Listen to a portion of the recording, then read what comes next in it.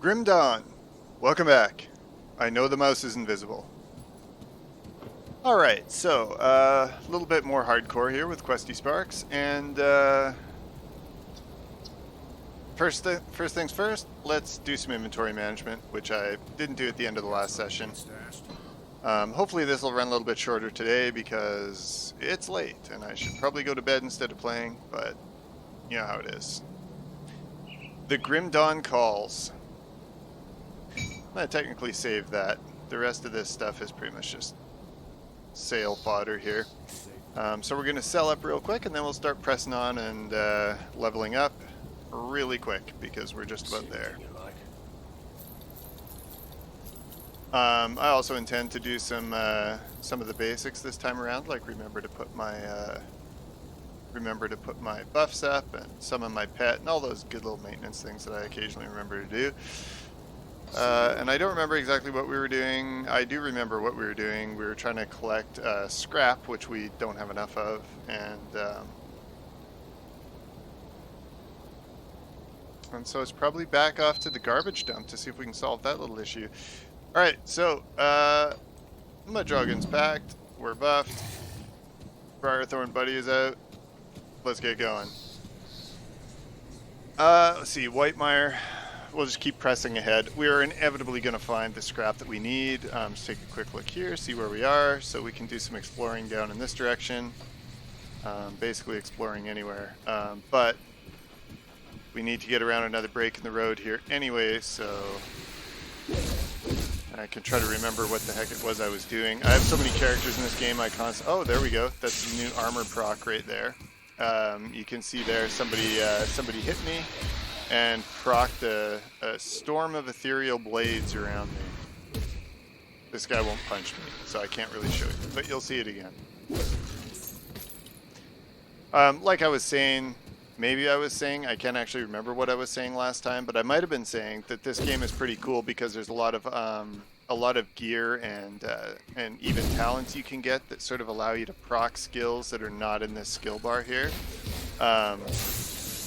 And that's kind of cool because there's lots of sort of chained effects. Yeah, there we just saw it again.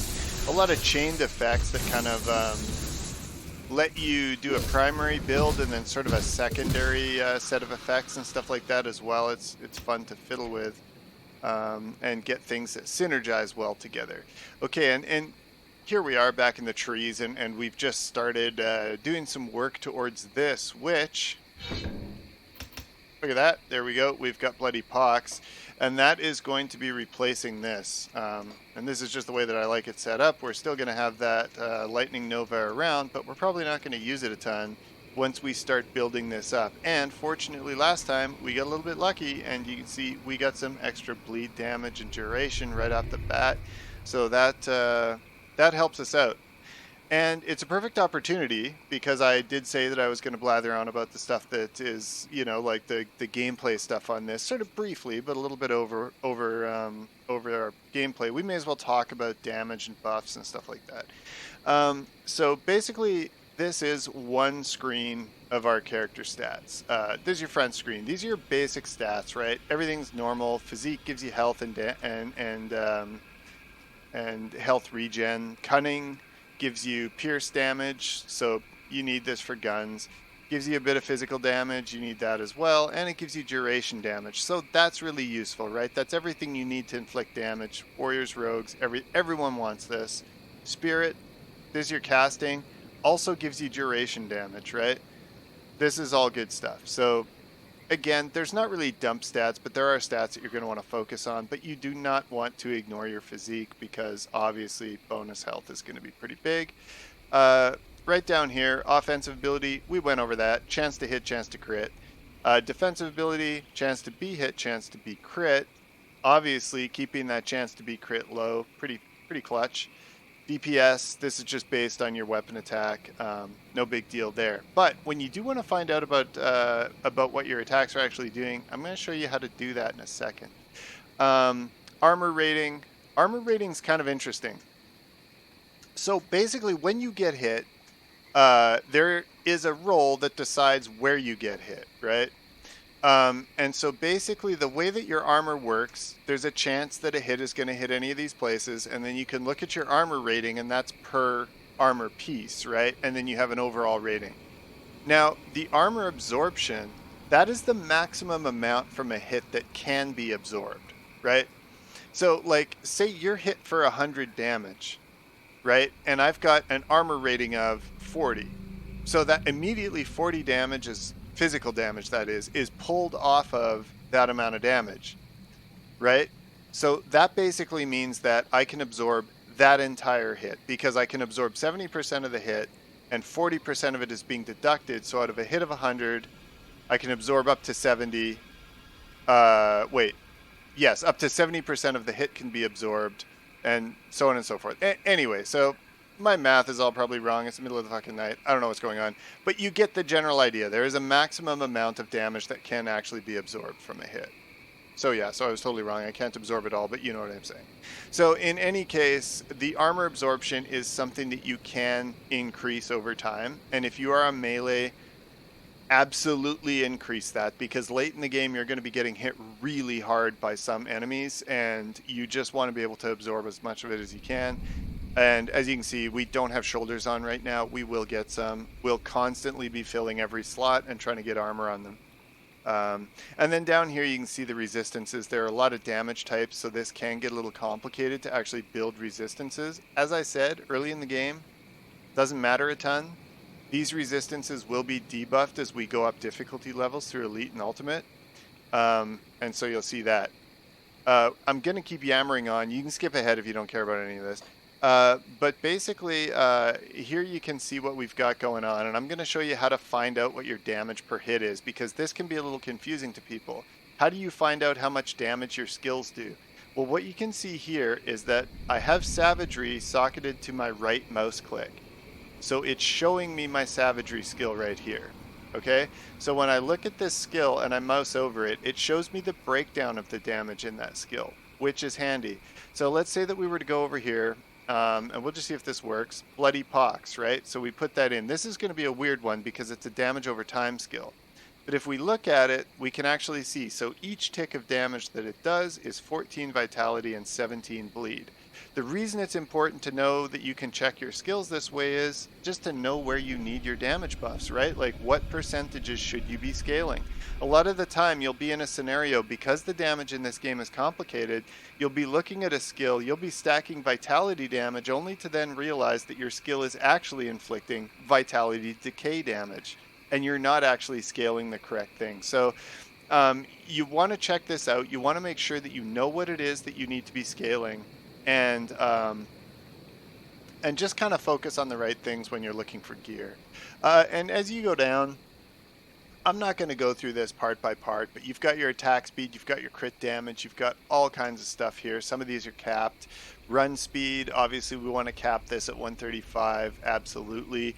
You've got skill bonuses here, right? Like how many bumps in skill you're getting from your gear. And then you've got all of your specific damage modifiers, and then you've got that again for your pets. It's very granular. It's why I love it. I like anything that really has a lot of things for me to fiddle around with. And then the third tab here is giving us our defensive information. It's giving our retaliation damage. And again, you can build characters that are entirely based on the idea that the moment an enemy touches you, all hell breaks loose and everybody dies. It's entertaining. And then, these are just your stats, right? This number right here is going to stay 0 until playthrough is over. And then the rest of this will just keep counting up, and we don't care about that at all. But the damage types and defense and stuff like that, we do kind of care about that. But anyway, enough blithering about that. Let's carry on here in our quest for scrap.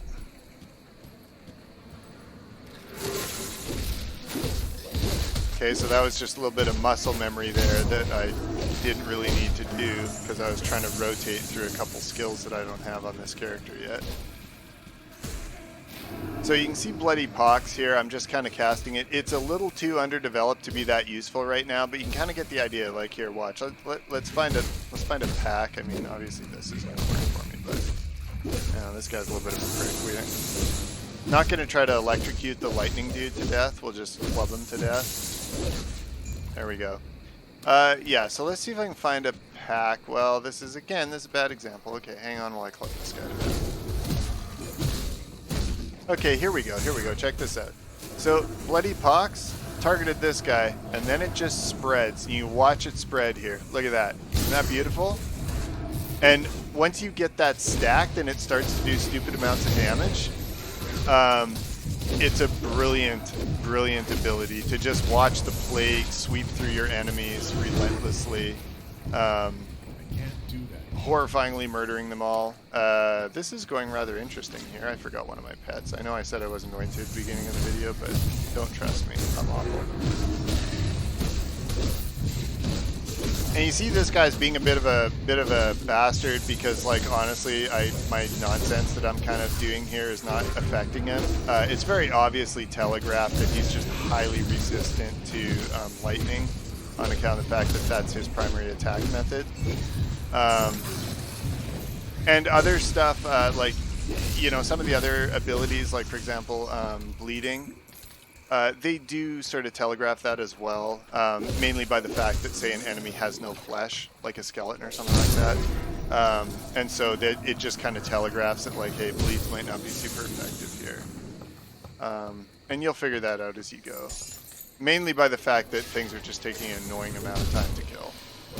Okay, so this guy here, actually, speaking of telegraphing again, well, he kind of disintegrated, but he had sort of a kind of a pinkish sort of reddish kind of haze around him, and that was actually telling me something too. That was telling me that he was going to be draining my life with vitality decay. So it kind of telegraphs enemies that you might want to dodge their attacks because they can use them for life recovery and prolong the fight. Again, when they're small little enemies, you don't really care about that too much, but if it's a tough fight and you might have an elite enemy that has that ability, you're probably going to want to get the hell away from him and try to avoid being hit because it's just going to make him harder to kill. Let's just check our scrap count. No scrap. We're having trouble finding garbage to Ludo here. Literally. Yeah, so anyway, I'm just going to kind of keep wandering around. That guy that we just picked off is actually sort of a quest character. I'm going to start using my skills too. It's probably useful. This guy's going to potentially give me a little bit of trouble here. I don't know for sure, though. I'm actually just going to use my lightning. Slowly beat him down. We're doing some pretty woeful damage right now. We're not in particularly good shape, but we will probably just stack some more levels into Bloody Pox just to make sure that that's something we can do. One of the things I like about damage over time abilities, and not just in this game, but just in games in general, is that they basically let you run around screaming and avoiding the enemy while the enemy continues to melt, which is like really useful. So this is actually another quest here that's going to be kind of useful. Actually, you know what? Just for this isn't super important because, you know, we're playing pretty easy difficulty setting right now, but I am going to go back and cache this particular quest in, and the reason is we get a really good amulet upgrade from doing this. We just have to go over here and let Sybil Hart know that unfortunately her brother is dead and I had to club him to death with a pipe, and then she's going to give us her amulet for giving her that great news. And it's a hell of a lot better than this bag of salt we have around our neck, so we're going to go ahead and do that. And we're just going to smash some corpse dust on that to get the bonuses to health and health regen from that as well. So that's actually a pretty good upgrade right there. That's actually kind of handy too.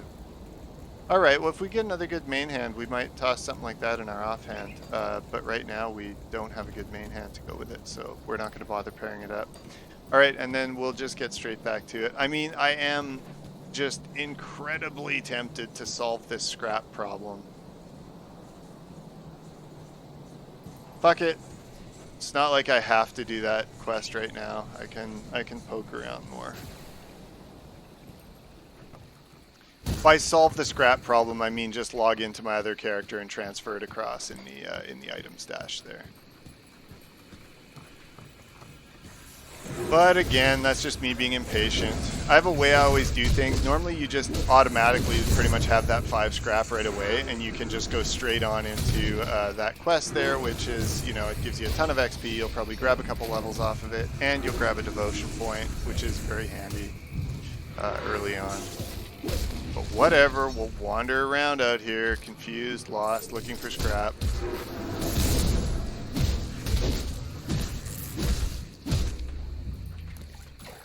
Kind of my natural state anyway, really. What about these necklaces, the Sylph necklaces? 6. I can't imagine he wants more than that. Where the hell? 3 out of 3. Okay, yeah. So let's go get some XP for that since we are in the neighborhood. The dude's right up here, so before we wander off again, let's do it. It is a little bit painful running around, you know, it is in every game, right? You know, when you're starting a character in Path of Exile and you're just kind of staggering around at slow speed, like watching zombies kind of pass you. This game feels a bit the same. It's not as plodding, but it is like, you know, you're slow. We will get our run speed up, and we also will get some mobility skills as well. You know, like sort of leap slam style stuff. That lets us get around a little bit better and just feels a little bit more snappy once we do that. I'm just going to poke around down here. Murderfy some zombies.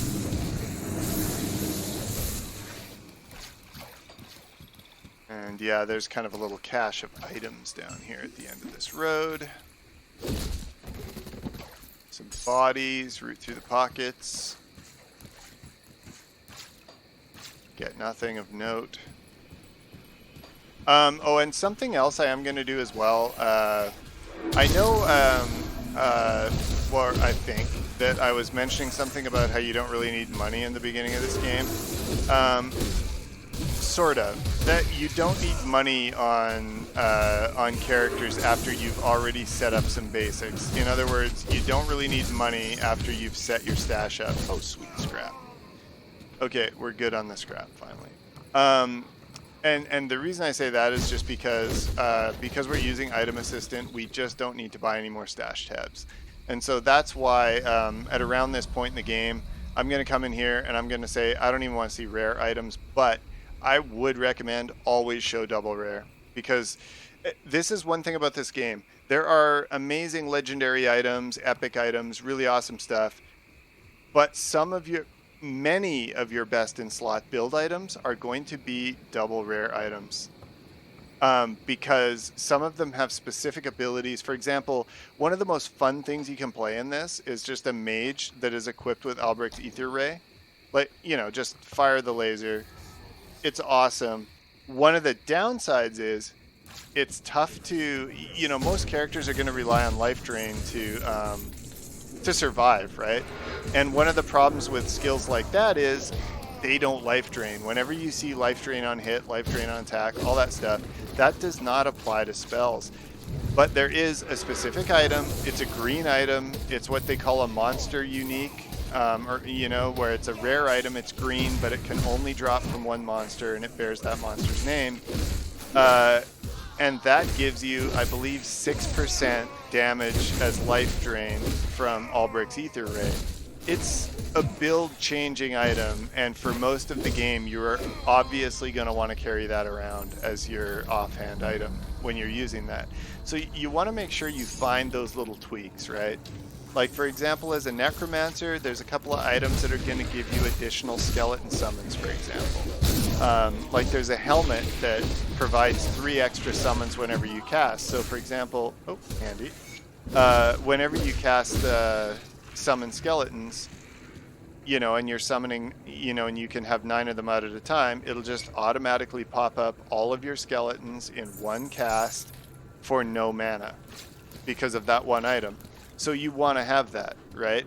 You know, and I think it even modifies the cooldown so that you can summon them more often. So don't disregard greens, is I guess what this, you know, ramble is about, because greens can often be your best in slot depending on what kind of character you're building.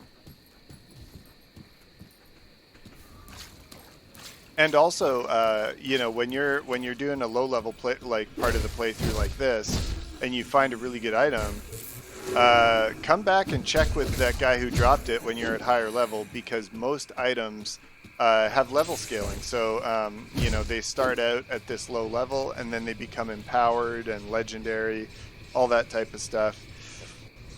So you just want to keep tabs on it, basically. All right, so we've made some progress here. So we're going to go back and talk to this guy. He's trying to fix this pump here. We finally got him his scrap. So he's fixed it, and now it's dumping shit out. So basically, the slith are down in the caves beneath the place where they're actually getting their water, and they're shitting in the water. It's no good, so we're going down there to kill ourselves some lizards and clean up the water. I mean, technically, we're cleaning it up by killing like 300 or 400 things down here and then leaving the carcasses to rot. Don't ask. It works. It's fine. Everything's cool. That kind of reminds me, and I don't have a time frame for this, right? Like, I know we're not talking like 1940 or something like that. We're talking sort of a more recent time. But I remember reading this story where they had a scenario in a hotel in LA where people started complaining that the water kind of smelled funny when they were showering and like tasted a bit funny. And so they ended up going and looking into it. You know, the plumber comes out, starts looking. They're like, okay, well, no, the water is a little bit funky. Something's going on. So they start walking around and they go up to the roof cistern, right? Because they have like a giant water tank on the roof that is like where they collect the water for the building kind of thing, right? Because you pump it up, it gives you pressure, whatever. And it turns out that I happen to remember that she was Asian. I don't know why. But this girl who was a guest of the place had wandered up onto the roof and been walking around and had actually fallen into the tank and had died, and her corpse was floating in the water.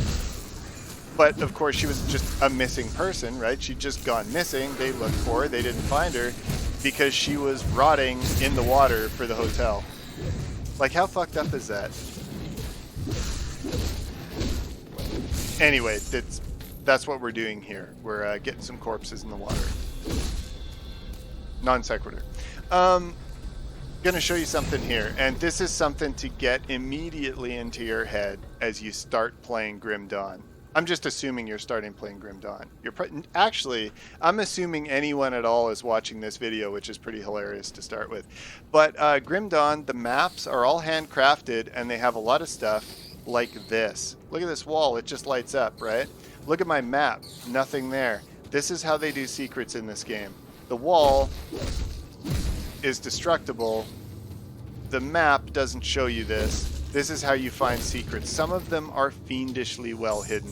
I didn't find out about this one for like 300 hours. I just walk past it every time. I know there's still a shitload of secrets that I don't know about and that I miss. I found one just the other day and I was like I've said before, I'm like an 800-hour noob in this game, and I'm still finding secrets. Like, it's absolutely nuts. There's so much in this game to track down, and so you just want to have your head on a swivel all the time trying to figure out where stuff is. We did just level, so we'll go ahead and slap down another level here. We're kind of going to focus either Cunning or Spirit because we want that duration damage, and because we're not going to hit things with our weapons very often, we're probably going to focus largely on Spirit and Physique when it comes right down to it. Gotta have our dose of lore.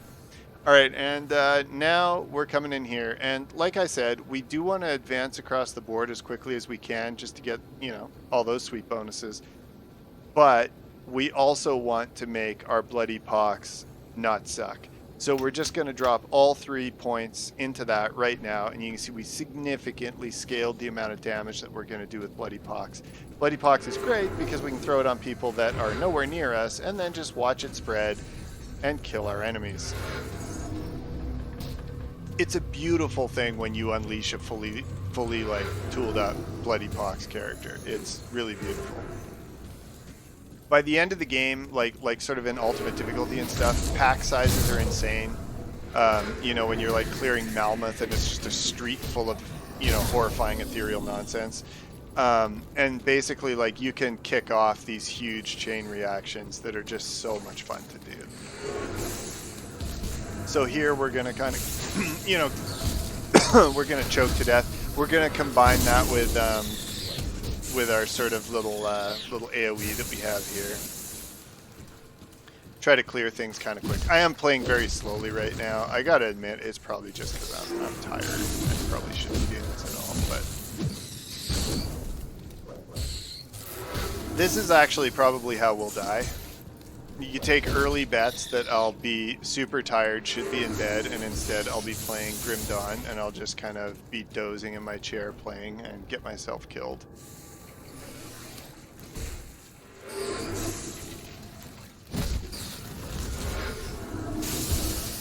Yeah, look at that pox spreading around. It's nice. We're not doing enough damage with it quite yet to be killing packs very quickly, but you know, probably next level as well. We're just going to plow all our points into it, and then we're going to start scaling some other stuff as well. But just to get it off the ground, right? Like just to make it a good group clearing, and not even group clearing, but just like group softening up kind of ability in the early game.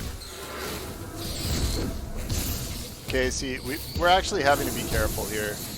We are a little bit flimsy right now. We don't want to be tempting fate too much. Let's kind of let the Briarthorn do the work. Let the enemies bleed from all their orifices.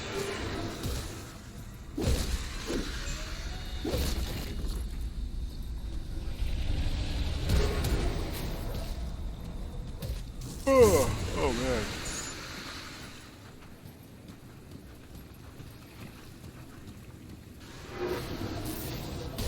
All right.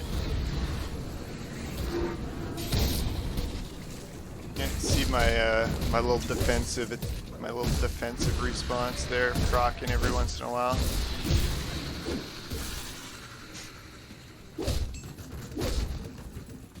Kind of funny when you're trying sort of new stuff in this game. Sometimes you'll have an idea for a build and just realize that, you know, because obviously it's like most of these games, you don't start with the skills that you're going to use kind of at the end of the game usually, but sometimes you light on a path that's just brutal to start out with in terms of clear speed. And I do find that that's kind of one of the melee issues with the game. Like it's almost worth, you know, like I do here, just like hacking on some kind of like spellcast AoE. Oh, we got ourselves a monster totem there, which we are actually going to avoid because, I don't know, that could probably kill me. If I remember correctly, this one is usually pretty aggressive. I don't know exactly what the mechanic for that is, but I do know that some totems, because these spawn randomly, right? They're not always there. But even so, some of the ones you find in certain places tend to be worse than others. And I don't know if that's like I don't know if that's specific or if it's something to do with how the zone sort of fires up. But yeah, see this one here, where I'm actually, even though it's super early, I'm gonna have to pay a little bit of attention to this because I have shit defenses and you know, this boss could actually do enough damage to kind of kill me if I'm not paying attention to my health. My minions are pretty fucking lazy too.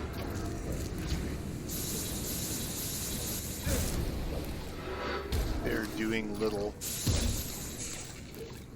See, this whole like survivability thing is like you just don't want to take damage too quickly for your potion cooldown. As long as you're balancing the potions, like, you know, very soon in the game, I'm just going to be rocking around with like, you know,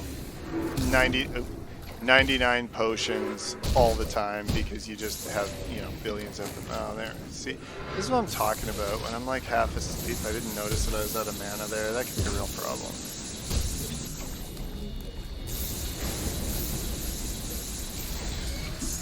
Enemies will do kind of nonsense stuff to you occasionally too. Oh, that's pretty nice. Let's go ahead and put that on. Enemies will go ahead and do kind of nonsense stuff to you, like purge your buffs, which is something some character builds can do as well, but the enemy will do it to you, which just feels a little unfair sometimes. Okay, so yeah, looking at these, if you look at my my right hand ring there. I guess technically it would be my character's left hand, the right hand ring on the. Don't worry about it. That one there, I want to keep because it's giving me some energy regen. Like, it's nothing special, but it's giving me energy regen. And I don't really do very much damage. Like, gives me a tiny amount of scaling for vitality.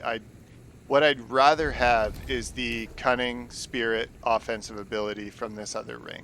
So I'm just going to go ahead and slap that on over here. It's just a straight up better ring. This one has more shit on it than this one, but the stuff that's on this one is actually more useful to me. So because the items end up being, you're going to see later in the game, like you'll just have an item that basically runs off the bottom of the screen, you know, because there's so many different modifiers on it. So sometimes you kind of have to pore over them a little bit to, you know, figure out what exactly you should be prioritizing.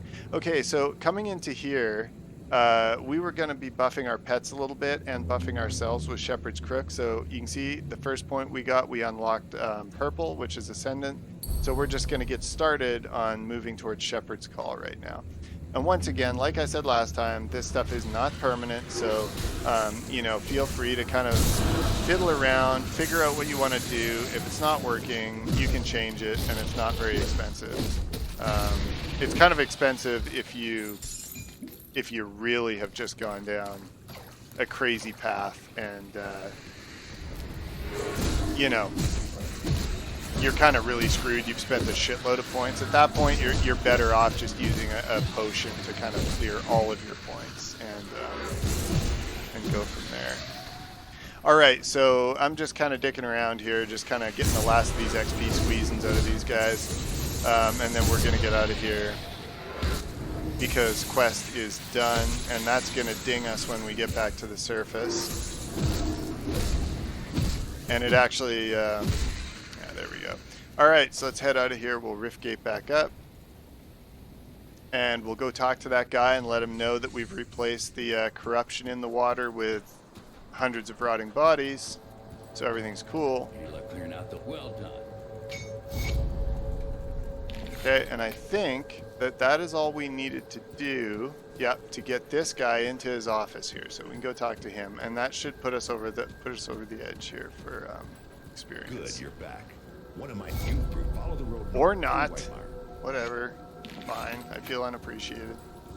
So we'll just go out and level up, and then I'm probably gonna call it. Because, like I say, me being drowsy probably equals me rolling up a new character way too soon. So yeah, look at these little assholes, cultists. This is actually kind of an introduction. Did you see how this is enemy infighting, right? So you can see that these human guys here, they're fighting those ethereal crystals just like we are, but obviously we're not friends with the little human guys. Reason being, they represent the Chthonians. They are trying to resummon the blood god kind of thing. And the Chthonian, I actually don't know how to pronounce it, but they're basically another extra-dimensional horror. So you're essentially, the whole setting of Grim Dawn is you're in this world which is caught between two invasions of extra-dimensional forces. You're basically the moldering meat in an extra-dimensional warfare sandwich. It's great times. All right, gonna get a little physique going on here, and then